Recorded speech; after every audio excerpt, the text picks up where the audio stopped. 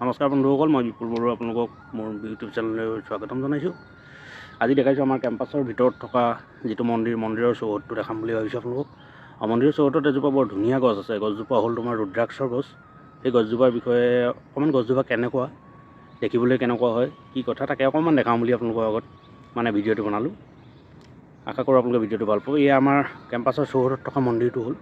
মন্দিৰটো এতিয়া বৰ্তমান বন্ধ আছে।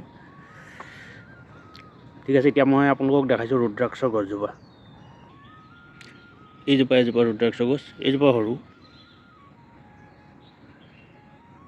এইজোপা ৰুদ্ৰাক্ষৰ গছ এজোপা, আৰু এজোপা আছে আপোনাৰ, এইজোপা হ'ল, এইবাৰ গুটি লাগি আছে।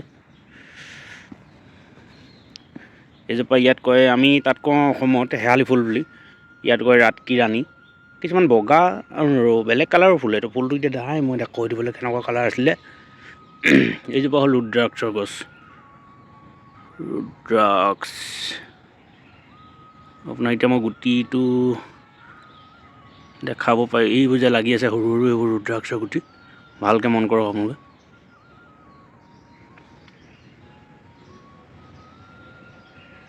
এয়া হ'ল মন্দিৰৰ চৌহদটো দেখাইছোঁ এতিয়া।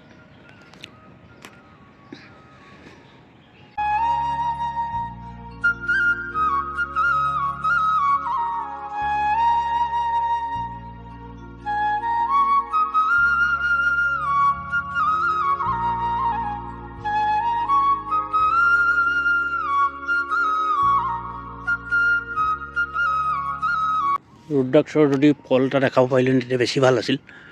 এটা আছে, যদি পাৰোঁ ছিঙিব চেষ্টা। পকা নাই, গছটোতো পকিলে একচুৱেলি ছিঙিলে ভাল হয়। আৰু কি ছিঙাটো মনা কৰি থৈছে। ঠিক আছে, মনা কৰি থোৱা ছিঙিবলৈ অকণমান বেয়া হ'ব। তেও মই আপোনালোকক দেখাবৰ কাৰণে অকণমান ছিঙিবলৈ চেষ্টা কৰিছোঁ। তলত নপৰিলেগৈ হয় খালি দেই। কৃষ্ণ প্ৰভু দৈৱকী নন্দন।